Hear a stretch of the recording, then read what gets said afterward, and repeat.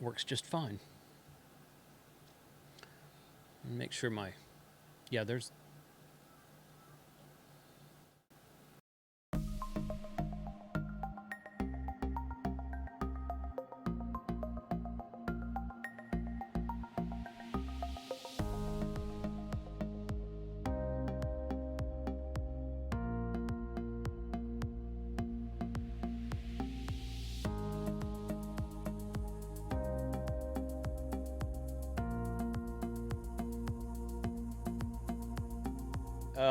Okay, there it goes. I'm just gonna start it because I screwed that up. Frank, I'm gonna bring you in too. Oh boy, yeah. I thought I was on the wrong. I was looking at the wrong scene. I thought I was on the preview scene, but I was on the live scene. I was sitting there talking to the freaking camera. I didn't even know I was live. Oh boy, the joys of live streaming, man. But I think that's why this stream is the best. Yeah, You see yeah. the You mistakes get to along see everything. with You get to see all the yeah. screw ups that I do. Yeah.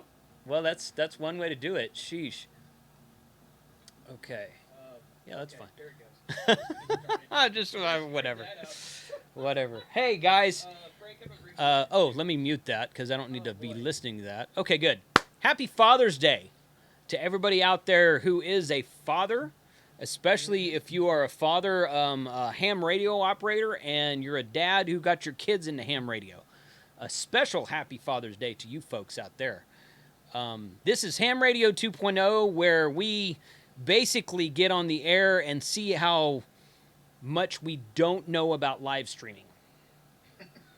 But we should already know because of how long we've been doing it. No, I don't know. It's a while, Yeah, I guess, yeah. but yeah. So, oh boy, it's all good stuff, man. It's all good stuff, and we're live. Smoking Ape in the house. Thanks for joining tonight, Ape. Steven's in the house. Happy Father's Day, Steven. So let's see. I've got Nick Goldman. I've got Kenneth Currents. Hopefully I'm saying that right. I've got Paul, ON6DP. I was about to say that one. Yeah. We also got PT9KK. I'm not going to even try to pronounce your name. Welcome. Hope you're having a great day. Right. Yeah. Yeah, for sure. Yeah. Happy Father's Day, though. I don't know. Is that just an American holiday? I don't know. You got to ask some of those other overseas guys. I don't know. It's a good. I think it's a great day. I think it's a great day also. Yeah. I think it's a really great day. It's a great idea. I'm not a father, but my wife usually gives me like a card that's signed by my dogs. So saying Happy Father's Day, Dad. So that's awesome. yeah, it's pretty fun. It's pretty fun. So yeah. So how are you celebrating today? What are you drinking? This 903 Brewing, which is in Sherman. Yeah, I know. Shade it. There you go. How's that? Better. That should be better. That's better. Okay. So 903 Brewing in Sherman, Texas. It is a tiramisu stout. Picked that up yesterday. I'm starting. Some of you may not know. I actually have another YouTube channel about craft beer, where I do brewery tours, and I've been starting to do a little bit on the whole beer thing. Just like, hey, in fact, I recorded this earlier today. I said, hey, we're going to be tasting a tiramisu stout from 903 Brewing. They're short 5 or 6, 7-minute videos. It's nothing special, but, you know, kind of neat. Texas Brew Crafters is the name of that channel. So you can go see that out there. But yeah, go ahead. I was going to say, I'm drinking water. You're drinking water. I just got home from the Father's Day at my mom's place, and I notoriously overeat, and I cannot drink anything. Well, I don't want anything more heavy right now, so it's just water. Well, hey, you got to know your limits, man. Yeah, so that's good. That's a good thing. Right. Yeah, that's a good thing. I'm seeing a couple of reports of low audio for me. Oh, golly. Wow. Thank you. How's that? We'll find out in 40 seconds. I tell you what. Well, yeah. Try to give me a 1-2 count.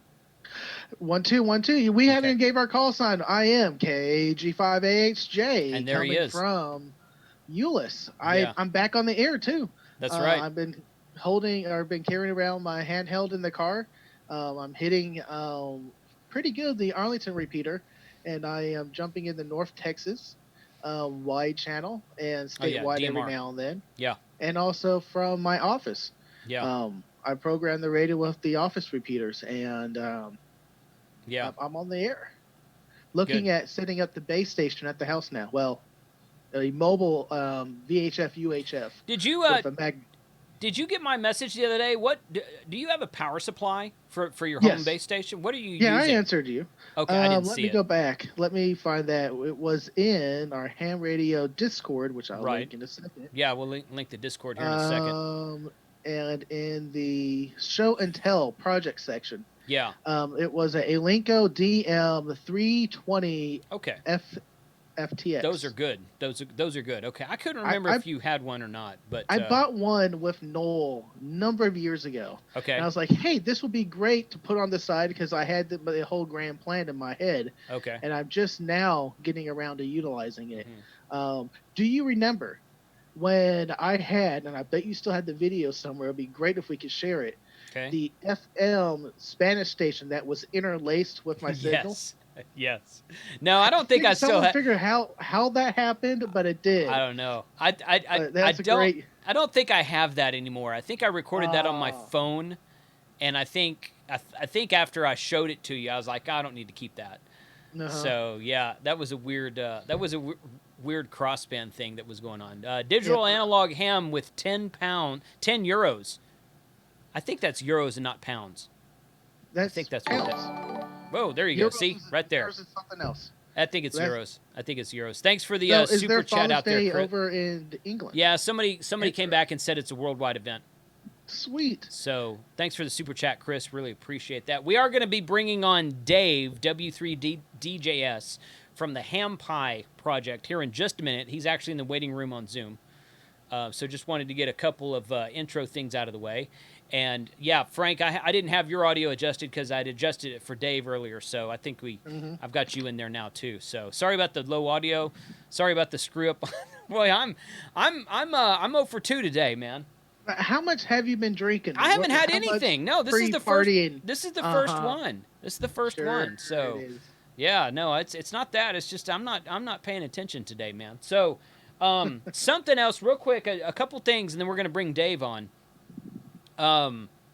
We have started a Wednesday lunchtime live stream. Some of you have been there. Some of you have joined that. So traditionally, I do live streams on the first and third Sunday of the month at 7 p.m. Central Standard Time. We've been pretty consistent with that since January. We did a few. Frank and I started live streams actually at the beginning of last year, at the beginning of 2019. We were doing it the first Saturday of every month. And we did that pretty consistently up until Dayton. And then it kind of got changed at Dayton. We did a live stream from Dayton, and the next month was HamCom, and we did it from there, but we had trouble with the internet there. And then after that, it just kind of fizzled off. But in 2020, I was like, I'm going to start my live streams again, and I want to do it a little bit more consistently. So we started the first and third Sunday of the month in January of 2020, and that's what we've stuck to. This is June. We've stuck to that. Today's Father's Day. I was like, no, let's just go ahead and do it. It's 7 o'clock. I spent the afternoon with my dad earlier today. Next weekend is Field Day. If you haven't watched... Field Day is going to be fun. We're going to go out to a field somewhere local here. Several guys are going to come down. We're going to spend it outdoors, outside, in the country, about an hour away from the city.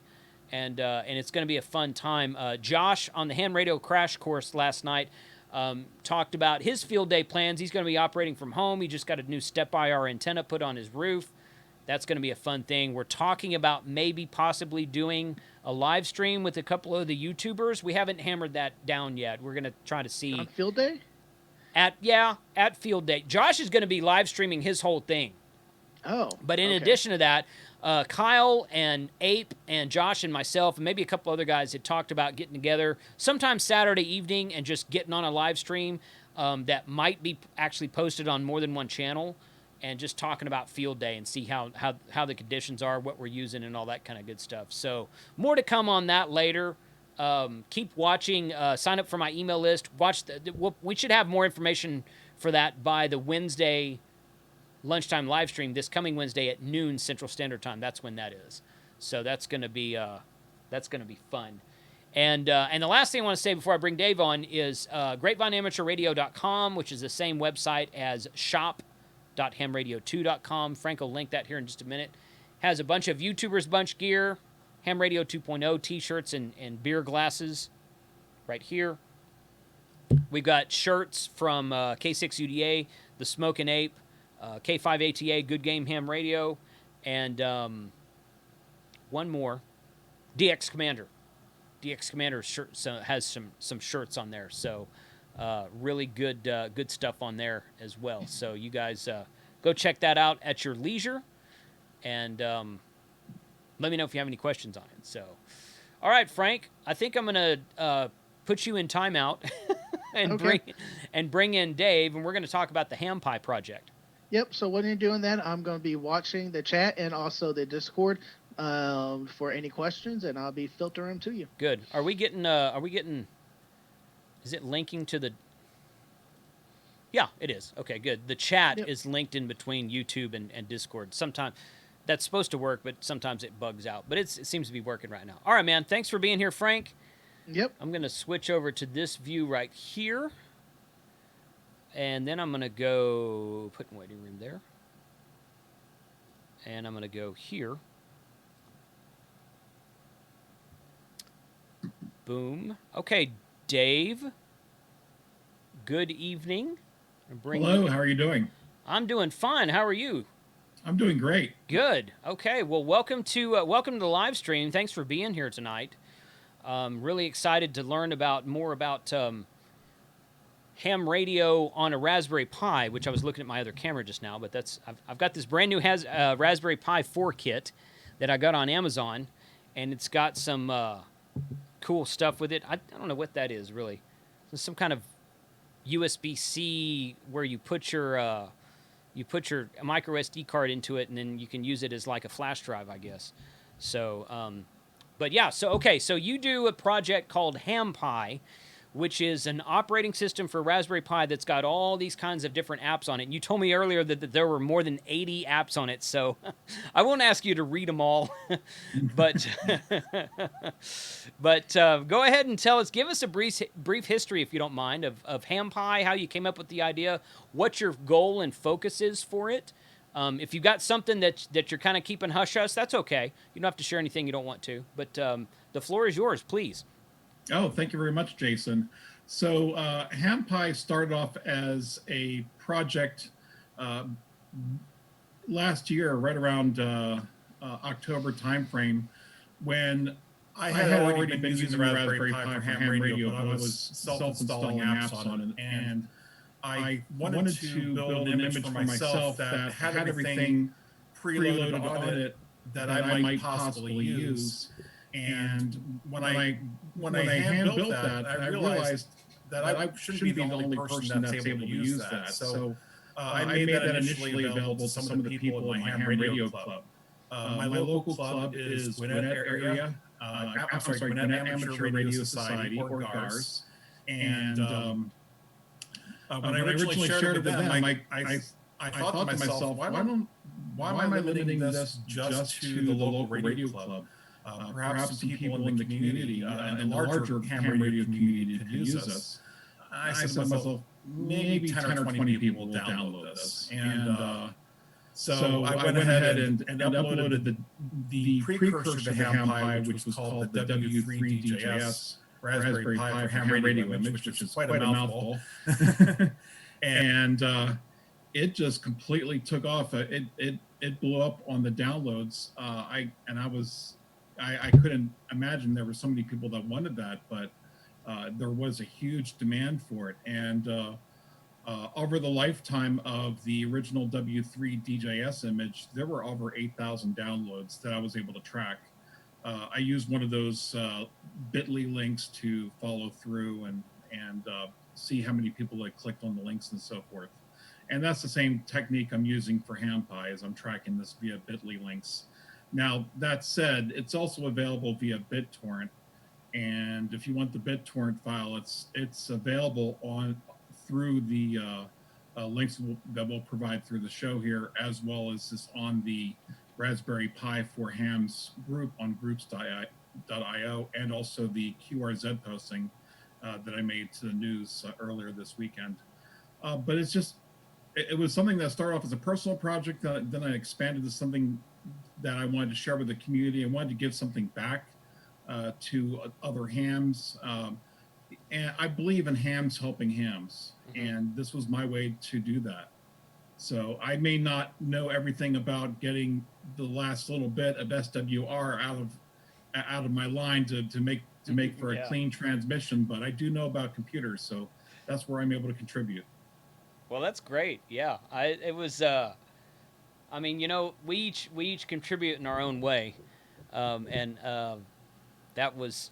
Sometimes I make videos that actually work, and sometimes I make a bunch of mistakes like I do tonight. So, but that's good. Thanks for being here, Dave. It's really exciting to see all of the. If you're not familiar with HamPi and you're not familiar with what it, how to get it, all of the links. There was an email that was sent out to a distribution list, which I guess you can. How do you sign up on that distribution list? First of all, is that part of GitHub? So there's. Groups.io. If you go to that website, a lot of ham radio clubs actually use groups.io because they have free hosting available, or you can actually pay for additional service levels as you see fit. And there's a group called Raspberry Pi for ham radio on there, and that's where I was posting to. Okay, good. So yeah, I got on there at some point in the past, but all of the links that he's talking about tonight that are here are also in the YouTube description. So you can go down in the YouTube description, expand that, click on Show More, and you can see there's a different download link for the image that you can get depending on they've done a load balancing thing with it to where they ask people with. If your call sign starts with an alpha or with a kilo or a November or a whiskey, to go to these certain specific bit.ly links, and then everybody else, there's a 5th bit.ly link as well. So it's just kind of a load balancing thing. So you guys can go click on that. You can see which Raspberry Pi kit that I'm about to use here, and where to go from there. So okay, so I'm going to go ahead and install this, and on your instructions, you say to use a application called Balena Etcher. I've got that up on the screen right now. The nice thing about it is that it's cross-platform. So it runs for Windows, it runs for Mac, and it runs for Linux. Okay. Oh, it'll work on Mac. I know. I always get that question. So that's good that it'll work on Mac. Okay, so I'm going to flash yes. It didn't like it. It gave me the admin thing. So, okay, good. So yes, whenever you want to write to the card, it's going to ask you that. Yeah. So it's, okay, so that's going now. Brand new 32 gigabyte card. It had the Noobs OS on it because it came with that's what comes with a lot of Raspberry Pi kits. So I just overriding all that. So we'll go ahead and start that. It says it's giving me an ETA of about 6.5 minutes here. So we'll just let that go. I'll go ahead and minimize it. And we'll go from there. So what else can you tell us about some of the most popular apps? I know you said there were over 80 of them, so we don't have to go through all of them. But some of those most popular apps on the image, what do you see people requesting and using the most? Well, I can show you if you want me to share my screen. Yeah, please. Yeah, do that? That is fine. Yeah, we'll switch over here and let me know when you're ready for me to share screen. Go ahead. Yeah, you're good right now.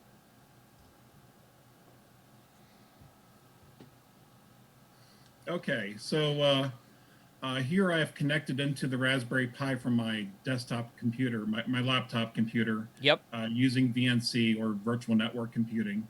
It's a way to remote access and to it. And this is included in HamPi. When you start up HamPi, you see the logo on the desktop here, and it's also in the greeter for the login.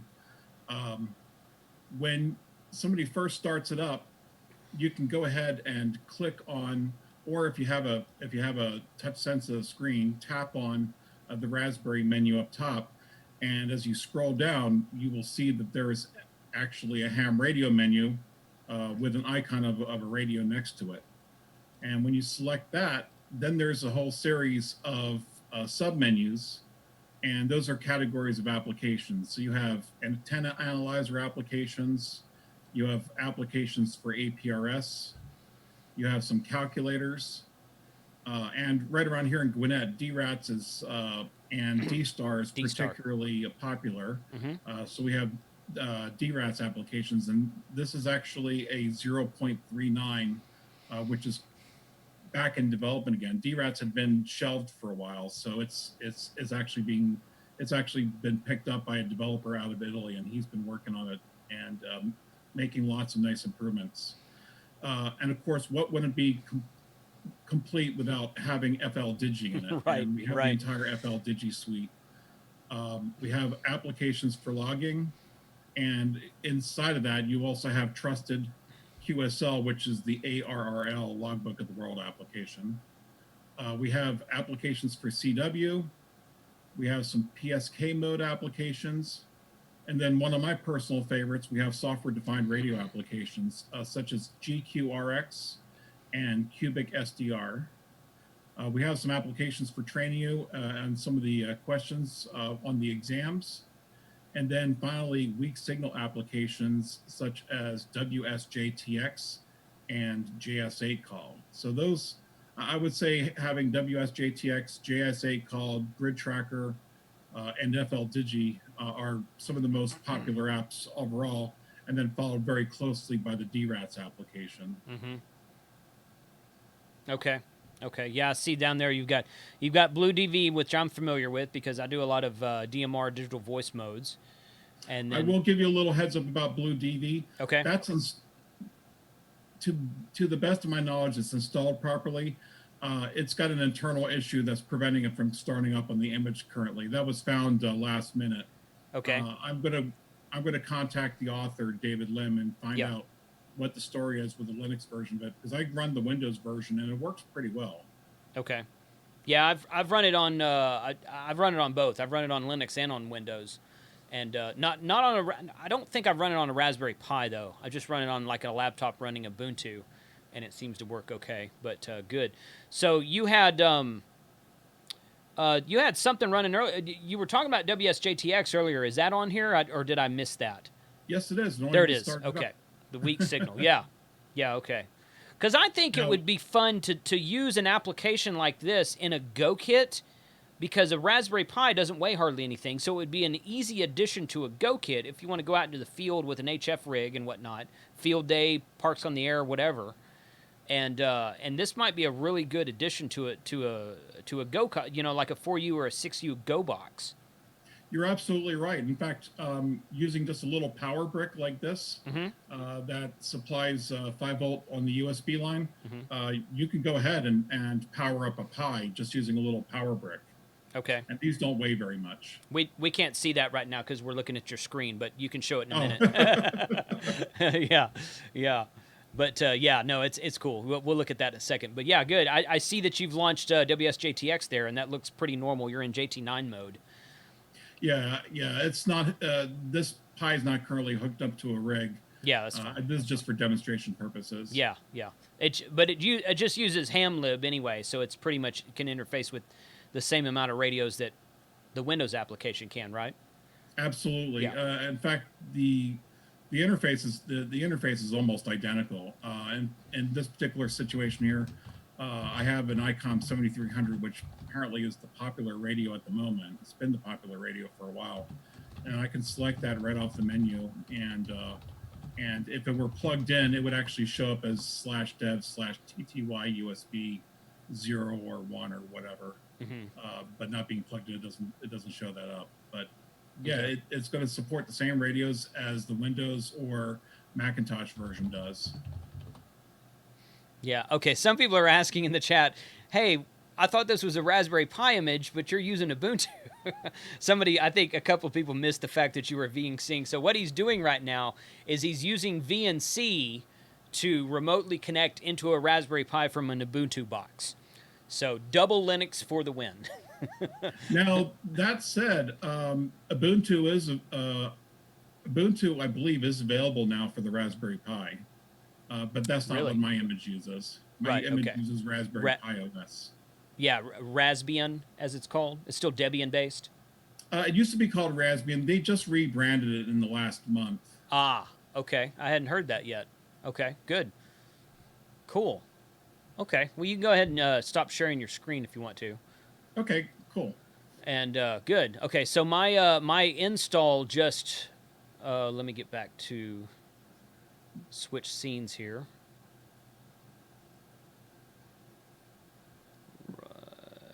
Nope.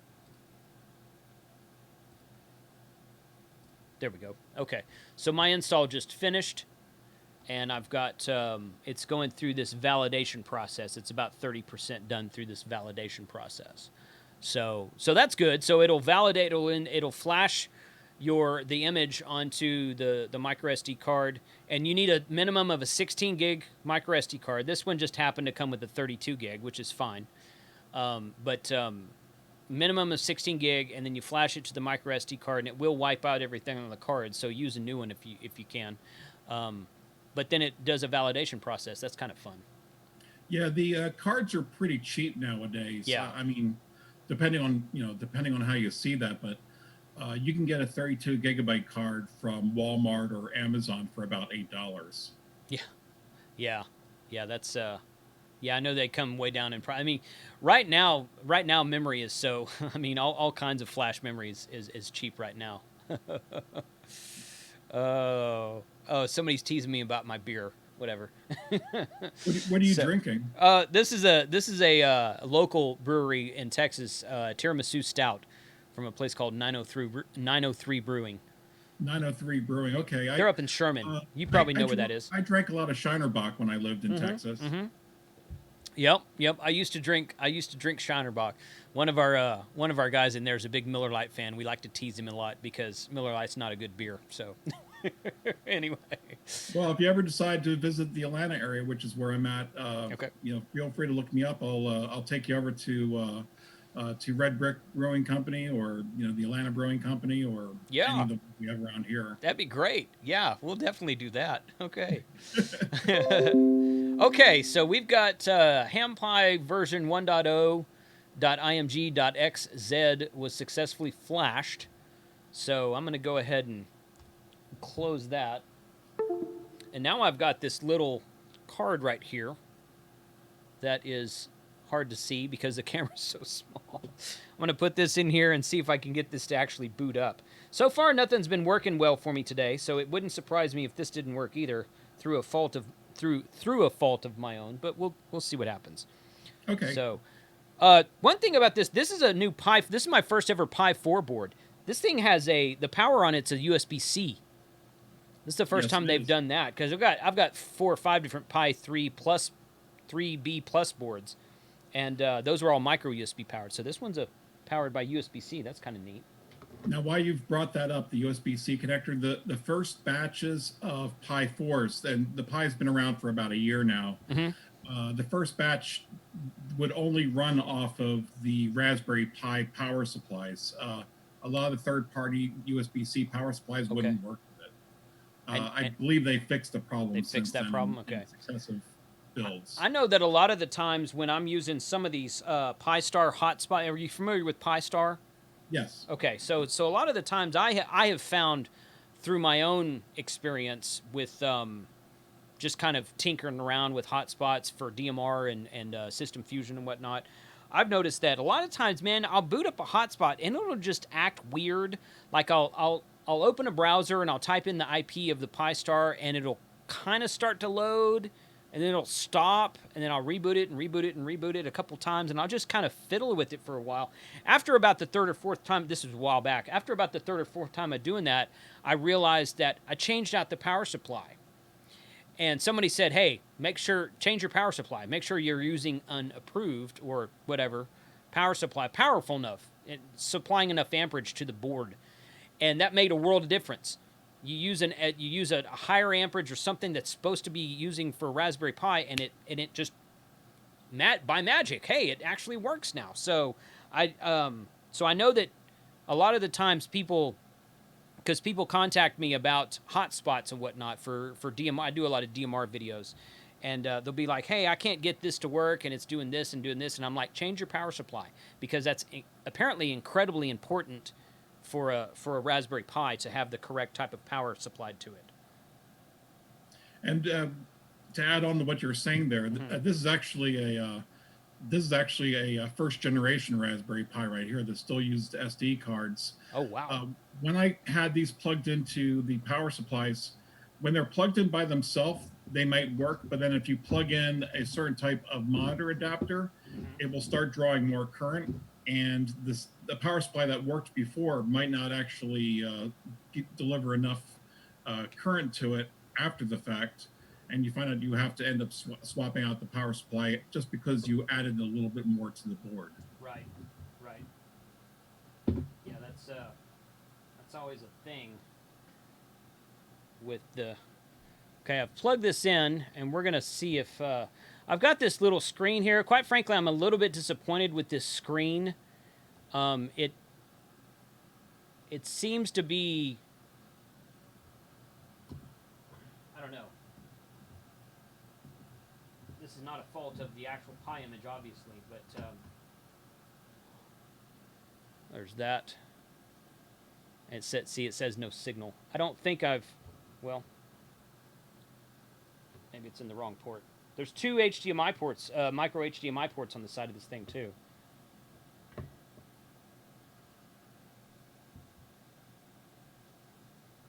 I'm not happy with this screen. I bought this screen. I kind of tinkered with it the other day, and I haven't been happy with it. So I think I'm probably going to return it. I didn't open part of it because I think I'm probably going to return it.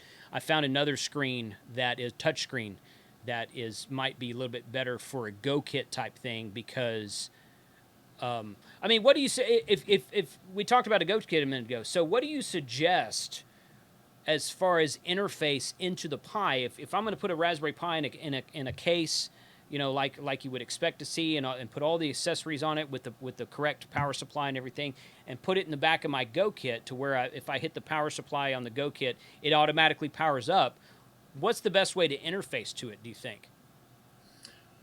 This really personal preference. The primary way of hooking up a screen directly to it, and we're talking not through the HDMI or micro HDMI or mini HDMI ports, and Raspberry Pis use all three depending on which models you have. The typical way is through the edge connector, or where you plug in a Raspberry Pi hat. Okay. And the screen can both receive its signal to display the picture, and it can receive its power through that method. Okay.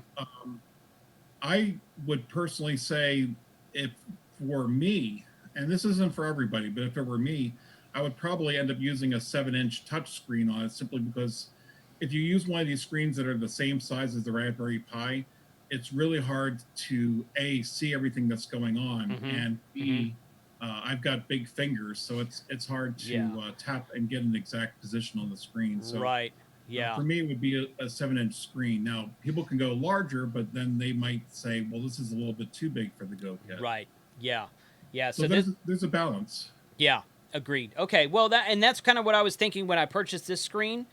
It's like a 5.5 or 6-inch screen. It's not quite 7.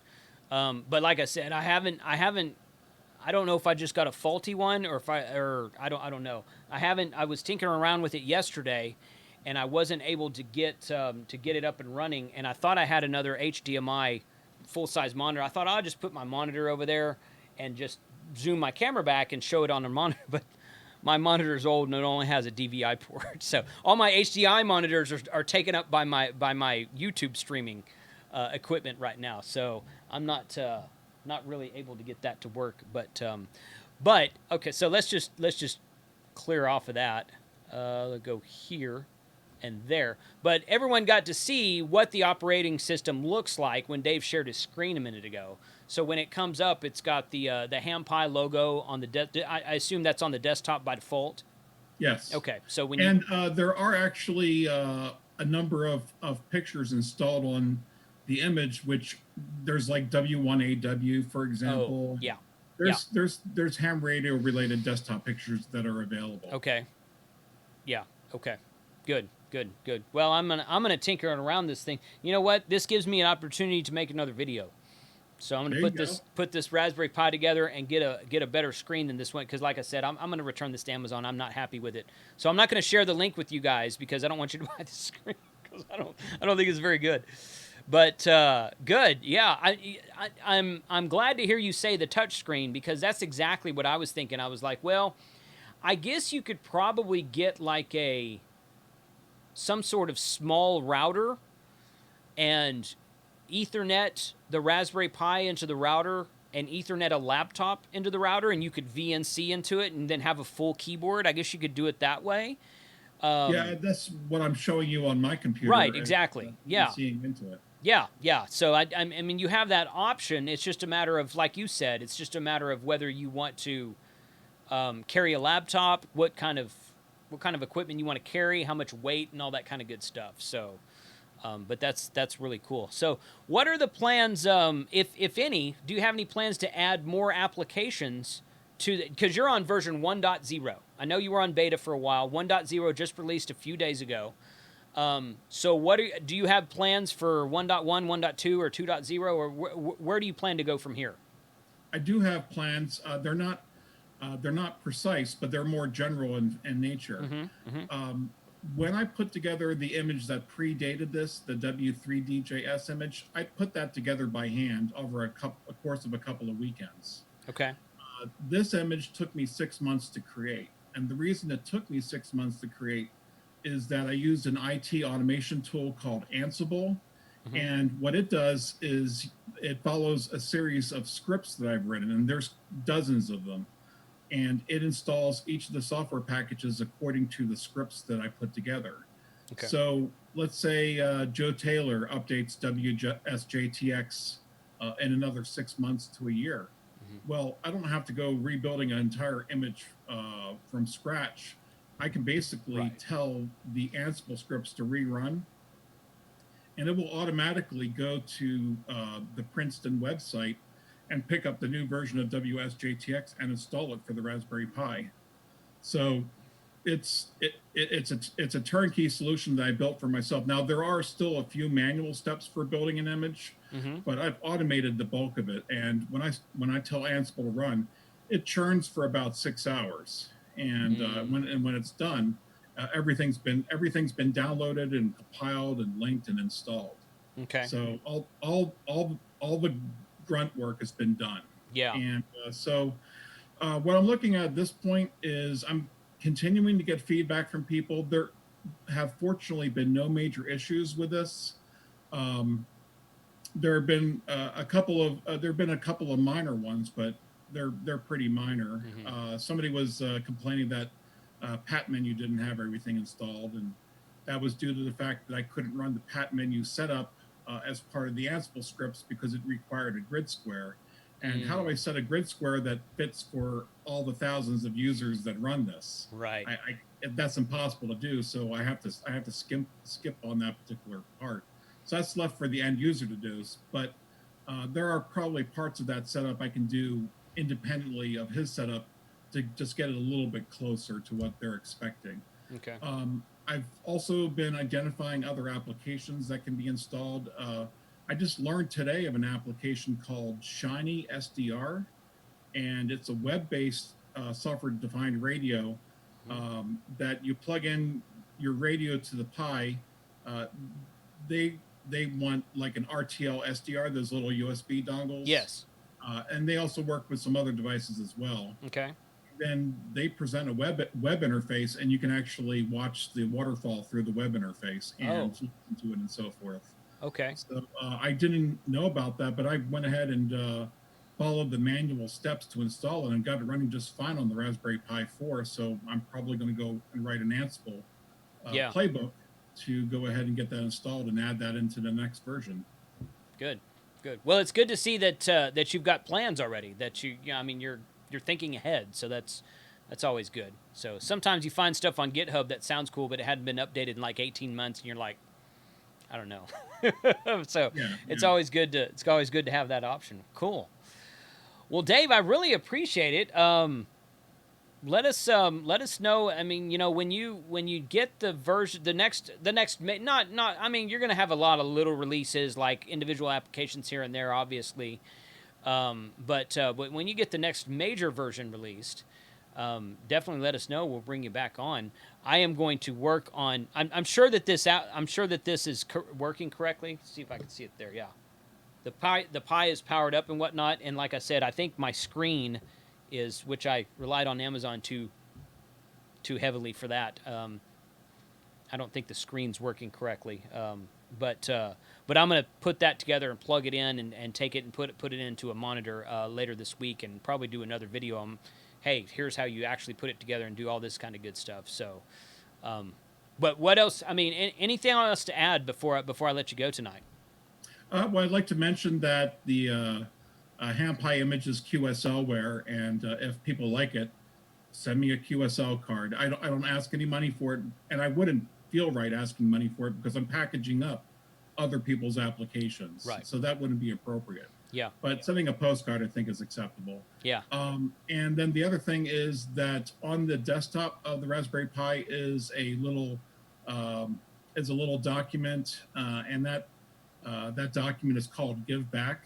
Mm-hmm. It's about the charities that I support. And being as this is Father's Day Sunday, I think it's appropriate to mention that my charities of choice are the Father's Rights Movement and Americans for Equal Shared Parenting, which supports 50-50 shared custody in case of divorce, which happens all too frequently in the U.S. and other countries. Mm-hmm. Okay. I'm looking at. I've got your Google Drive pulled up now. Are you talking about the contribute.txt file? No, it's actually just on the desktop of the. Once you get it installed. Once you get it installed, gotcha. It's on the desktop. Gotcha. Okay, cool. Well, hey, that is cool. I really, because I'm actually working on for a while now. I've been just kind of, I'm not in a hurry about it. I've been just kind of working on it haphazardly when I have time. I'm putting together a brand new Go kit with a 6U case. I'm going to put my IC7200 in it, and it's going to be to go out and do Parks on the Air activations and whatnot. And I've been thinking about, why not, instead of having to carry your laptop, why not put something in it that, Raspberry Pi, it's this big, and you can put it in there and have a touchscreen like you were saying, and even mount the touchscreen inside of the 6U case if you wanted to. And then when you flip the power supply on, it all comes up and it's all right there. That way you don't have to carry extra equipment with it. So I think something... I should probably mention one other thing. Go ahead. While you still got me. Yeah. I was trying to show this before, and I forgot that you could only see my desktop. Yeah.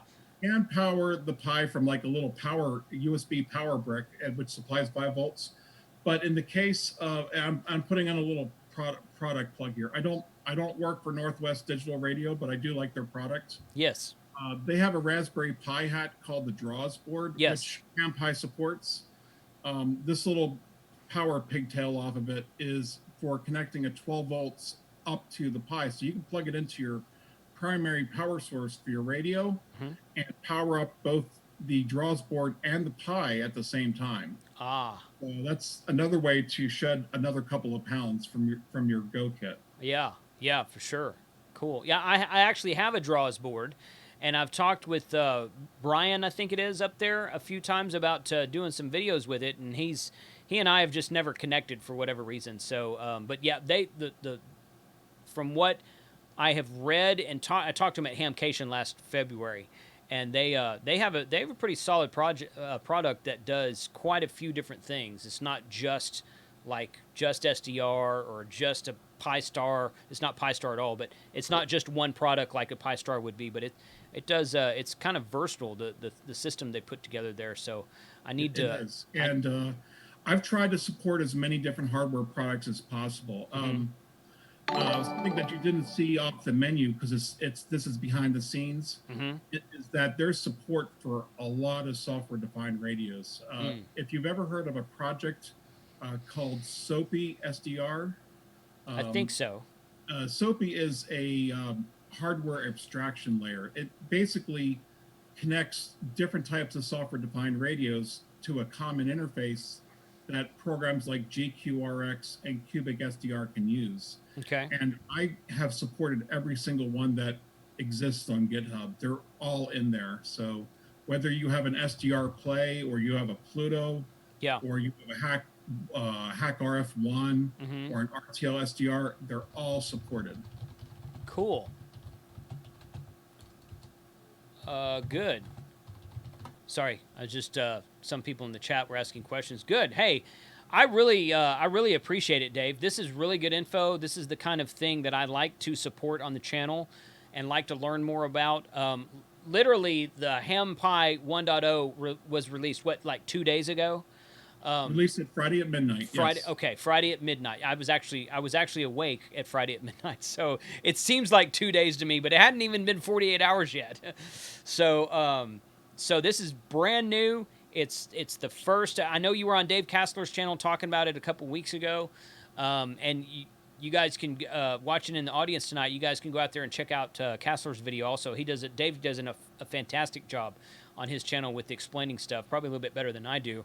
But since this is so new and we got it installed now, I'm going to do some updates with it, and you're going to see more information on this channel upcoming, probably in a pre-recorded video that I upload later. So, Dave, thank you very much for being here tonight. I appreciate it. I know that you're on Eastern time, so it's a little bit later for you than it is for me. So thanks for taking the time out of your schedule, especially on Father's Day. Yeah, thank you for having me. I appreciate it. Yeah, good deal. All right, 73, and I'll go ahead and let you go. Okay, 73. All right, have a good one. And we will go back there. And people are saying that the on-screen chat has stopped working. Yes, it has. That's Restream. It's kind of got a mind of its own. The only way I could get it to start is to reboot it, or reboot everything. And I'm not going to reboot the stream in the middle of the stream. So that is that. Let's see. I'm going to go here and there and there. So, unfortunately, that is the only thing I have to do. I mean, yeah. Sorry about the chat, guys. Sometimes when it works well, but when it doesn't work, it doesn't have. It's got a mind of its own. So, Frank, I'm back. You're back. What's up, man? Not much, man. That was very interesting. Minus your touchscreen. Minus my man. I tell you what, I'm batting 1,000 tonight as far as foul ups go. Holy cow! Did you the restream thing. The restream thing. I can't control the restream thing. That's out of my control. Everything else was my fault. So Don says I should reboot Frank. That's the best idea I've heard like since 2020 started. Shoot. All right. Hey, man, I know you were watching questions in the chat, and I was talking to Dave. I saw a few of them, but I didn't see many of them. So do you have any questions you want to go over real quick? Well, there was 2 questions off the bat. Is there an image? And I sent them to you. I don't think you got around to ask I'm them. sorry, I didn't get them. One from William. Is there a virtual image support? Can you run it in a virtual machine environment? Can you run it in a virtual machine environment? Okay. Yeah, he didn't really go over that, so that's something I'll have to find out for next time. And Don also asked about GPS support. Okay, so let's write down those, and I'll find out that information, and we'll put that in the because I want to do a video that puts this whole Raspberry Pi together, and gets it working on the screen, and actually maybe I'm going to try to interface it with like my IC7300 and use some FT8 on it or something. Just for the heck of it. That's what a lot of people are saying also in the chat. There's like, does it work with FT8? And I forgot who answered no, you got to use a 10-inch screen. Oh, I saw somebody saying, yeah, I think that's more of a personal preference just so you can see it because there's so much going on the screen on FT8. Oh, I think they were just totally joking. Oh, well, it could be too. Well, it's probably not a bad, you might want as much screen real estate as you can get with FT8 because you've got all this stuff over here. You got the waterfall at the top and everything else like that. So that wouldn't surprise me. Jeff goes, wait, no, don't reboot Frank. I see that. Oh gosh, so it's all good. It's all good, man. So that was good info. I tell you what, that's an interesting product he's got there. Again, you guys, especially automating. He took the time to automate everything in that build, and it doesn't surprise me. It took him 6 months to get that going in Ansible. Yeah. I use that product, and it's very tedious. But once it works, you just kick off a build and there's the new one. Yeah. And that is very great for him to take the time for us and put all that together for us, and that is amazing. Yes, for sure. Good deal. Yeah, once again, you guys can see all the links to everything that we've talked about tonight in the very top of the YouTube description on this video you're watching. If you just scroll down right underneath the video and click on Show More, it lists a big, a bunch of information down there that I've put. You can find the Raspberry Pi 4 kit that I'm using. You can find a link to the GitHub site for questions and support, and then you can find 5 different links to download sites to download the RPi image. Literally, it took me. I got the 32 gig flash card with this Raspberry Pi 4 image. This is a Cana kit that you can get from Amazon. But it took me I put this is a card reader. I just put the 32 gig in here, stuck it in the computer, opened up that program that we were using. I forget the name of it now, but it's the links in the GitHub, and clicked, and it took like 6 or 7 minutes to write the whole image, and then you just take the card out of the reader, put it in the Raspberry Pi, and power it up, and it should come right up. So that's what we're gonna. Do you have to use a special ROM writer? That the one that you link in GitHub, or any Linux ROM writer? I think any that his instructions said that was the one he suggested, so that led me to believe that you could probably use anyone. There's another one I tried to find it the other day. It's on my other computer. It's on my laptop inside. There's another one that I've used to write Allstar images and Pi-Star images to a card. It wasn't this one, but this one was like 3 clicks. It was like you click on image.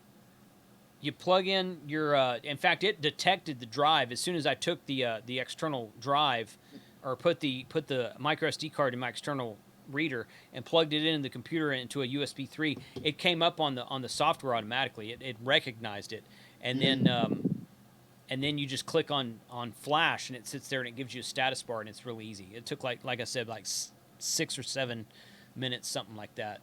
So. That's not bad for writing an image. No, not really. And he said minimum of 16 gig, and this is the 32 gig, and it had the noob's image on it already, so it had to rewrite. It had to kind of nuke all that. But much. No. As far as the speed itself, you can have a larger drive. It should be about the same write time. Win32 disk main notary net in the chat says Win32 disk imager. I think that's the one I've used before. I've used more than one, but I know I've used that one to write an Allstar image. So yeah, that works pretty well. There's a few of them out. And yeah, somebody else said, Wayne said, I use DD. It's built into Linux. Yeah, there's one in Linux. I'm sure there's probably one in Mac OS. It's just an image writer to write to an external USB drive. That's all it is. Well, also get the boot sectors right. Yes. Well, yeah. Yes. Yeah. Yeah, that's a part of it. Yes, it's more than just writing a ISO to a CD-ROM. It's doing a bunch of boot stuff also. Right. So it boots it correctly. Right. Good. Cool. Hey, man. So last time I checked, it was around 138. 142. Viewers. Ooh, I just saw it. 142. Guys, if you like this content, give me a thumbs up if you don't mind. Any other type of content you want to see on this channel? I'm trying to do more of a informational sharing session, like bringing guests on my Sunday night streams, and then our Wednesday daytime streams, which I know a lot of people are at work during the daytime. The reason I started a daytime stream is because, well, first of all, there's a lot of YouTube live streams out there. And the YouTubers bunch and we all get together and we all support each other as much as we can. I don't want to do a live stream at the same time someone else is doing a live stream and that kind of thing. So I know Callum, DX Commander, and Josh from Ham Radio Crash Course, they both do a Saturday stream, but they offset it so that they're Callum does his at like 4 or 5 p.m. Central Time, and then Josh does his about 7 p.m. Central Time, and they kind of feed into one another, which is a great way to do it. But we just want to we want to try to be respectful of each other We don't want to be streaming at the same time somebody else's streams. Plus, we all like to get in and chat with whoever's streaming. So, like, you'll see the Smoking Ape in the house tonight. Temporarily Offline is in the house tonight. A lot of the times, KMRD is in there. Josh is in there sometimes. Bob's in there sometimes. And just depending on who's doing what. It is Sunday night. It is Father's Day. I expected a smaller crowd than normal tonight, but there's 140 of you guys watching right now. So thank you very much for being here. That's really awesome. Really.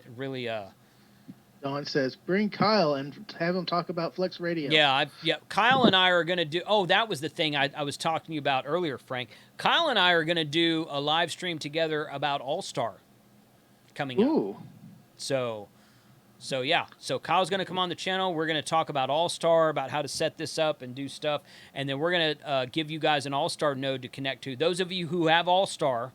We're going to give you an Allstar node to connect to, and you can come on to the Allstar node and chat via real time on YouTube. So if you don't have Allstar, go get some Allstar. Find out if there's a repeater near you.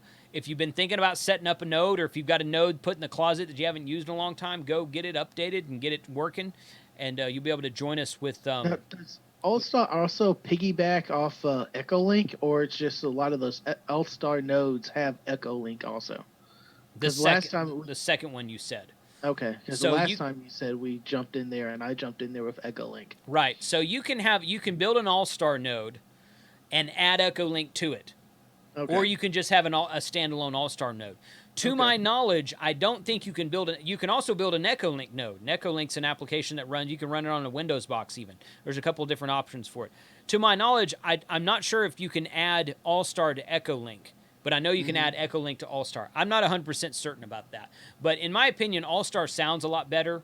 It's pretty easy to set up. We've actually done a live stream. Frank, we did a live stream last year about setting up an Allstar node. That's on this channel. If you, I think we did open it up also afterwards. We talked to some of the guys who were able to join us on the Echolink node. So if you guys want to see the first episode I did about Allstar, it's on a live stream on this channel. Sometime last year. I just searched the channel for it. You'll be able to find it that way. But yeah, Kyle AA0Z, he's going to come on the stream, and we're going to do some Allstar work. In fact, I might make that a little bit more of a normal thing, because there's a lot of interest out there with Allstar. If you don't know what Allstar is analog internet connected repeaters and or nodes. So think of DMR or D-Star, but not digital voice, regular analog voice, repeaters and nodes connected together over the internet. Like Echolink, but in my opinion, it sounds better. So, Allstar is asterisk PB. Yeah, that's basically right, Don. So, that is there. Cool, man. Hey, we've been going about an hour. Really appreciate you guys joining us tonight. Like I said, on Father's Day. I wasn't sure how much information Dave had, but I think he did a great job. You guys who might know Dave or have his email or something, reach out to him and thank him for being on the show tonight. It's really good. He's put a lot of time into building this HamPi OS. And like I said, Dave Kassler did an episode on it with a little bit different information. Of course, that was back when the OS was in beta. The OS is in production version right now, 1.0, and you can go out and download it through the links on the YouTube description. And don't forget about those charities that he said to support those instead of supporting him. Right. Yeah. Which I don't have the links for because he said them too fast. He said, but he said they were on once you get the OS installed, they're on a file on the desktop. Yeah. So you can find them out there that way. So. Veritas Weasel said, I pushed the like button at 50. Well, it's up to 71 now, bro. So, all right, guys. I'm going to shut it down and give you your evening back tonight. We're going to do a shorter than normal stream, but we've been going an hour. It's still a good amount for a live stream. Check us out. This coming new episode of the YouTubers Bunch posting tomorrow as a premiere at 5:30 p.m. Central Standard Time. What's the topic? The topic this time is we're going to do it's basically a follow-up to the YouTubers Hamfest. We're going to talk about what we liked. We're going to try to put together a survey to help us formulate a plan for next time. we've got a plan formulated already, but we want to refine it. Anybody in the chat listening to me tonight who has experience with building surveys, SurveyMonkey or something like that, hit me up. QRZ, I'm good on QRZ, kc5hwb@gmail.com. Let me know if you would be willing to help us out with putting together a survey for the YouTubers Hamfest that we will be doing again probably this winter. Haven't set a date yet, haven't even set a month yet, but we're thinking about November, December, maybe January, somewhere in there. We don't want to interfere with Hamcation in February. We don't want to interfere with the holidays at Thanksgiving or Christmas. So somewhere in there, we're going to do something again. And Jeff S. says, Frank, get your beard back. Should that be in a survey? That might be a good survey question. So, well, honestly, I was going to let it grow out a little bit longer, and then I'm just going to trim it and keep it trimmed for a while. But wearing the masks right now, being it's as short as it is, it's pulling and it's very itchy. So yeah. I don't know. Yeah. I might trim it all off again, but I really want to bring it back. It's just hard with wearing those masks. Yeah.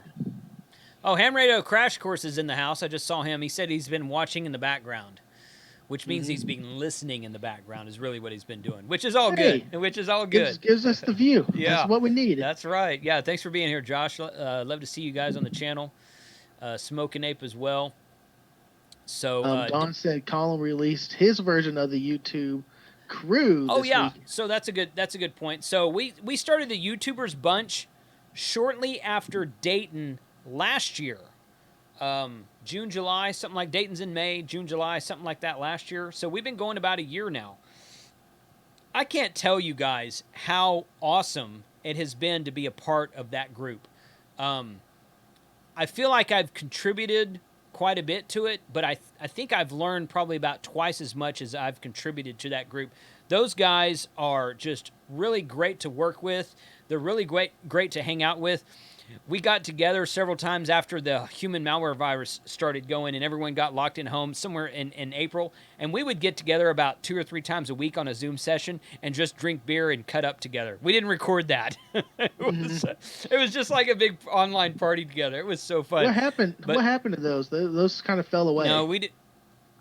Oh yeah, we should try to do that again, maybe. Yeah. But yeah, those guys have. Those guys have been freaking awesome. You know, the YouTubers bunch has grown so much in the last 12 months, and I'm really excited to see about where we go next. The whole YouTubers Hamfest thing was something I never would have thought of on my own, and that was kind of a conglomerate collaboration idea that was morphed out. I think Sterling might have said it first, but then it grew to something a lot bigger than what he was talking about, and I don't remember exactly how it came about, but. Man, that just being a part of that crew is really awesome. So next episode is posting tomorrow, 5:30 p.m. Central Standard Time. We're going to be talking about follow-ups to the Hamfest, what we want to do next time, talking about a survey, and that kind of thing. But that's been a terrific crew to be a part of, and I'm incredibly grateful to all the guys out there for their help and support with everybody on the YouTubers bunch, because that's a huge thing on my channel that I'm happy to be a part of. So the reason I started talking about all that stuff is because Callum, the DX Commander, started yesterday, and he's doing a UK version of the YouTube. Actually, I think it's a European version, because one of those guys had an accent that was like Scottish or something. So it's a European version of the YouTubers bunch that he's calling the YouTube crew.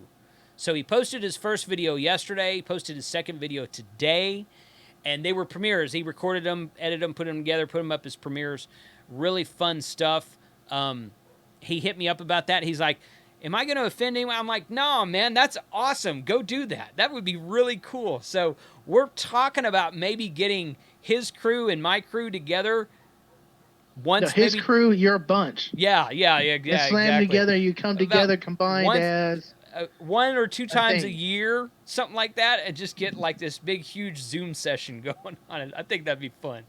So yeah, Callum's a good dude. DX Commander on YouTube. I think most of you guys probably watch him. And we've. Cal is from France, Don says. Yeah, there's somebody out there. I heard the French guy. There's somebody out there with another kind of accent as well. So anyway, that is the thing with that. So hey guys, 73. I'm gonna go ahead and shut it down. Thanks for watching tonight. Put your comments below. Let me know if you have if you're on the email list that got the HamPi software and you've installed it and used it. It's only been a couple days, but hey, you know, there was plenty of HF opportunity during the day, Saturday and Sunday this weekend. So if you've done that, let me know in the comments below. 73, and I'm gonna kick it over here to a countdown because and this is the way it's supposed to be done. It was supposed to be done in the first place. Because if I click end right now, the YouTube's 30 or 40 seconds behind, and it's gonna cut me off. So I'm gonna kick it over here. 73, guys. Everyone have a good evening.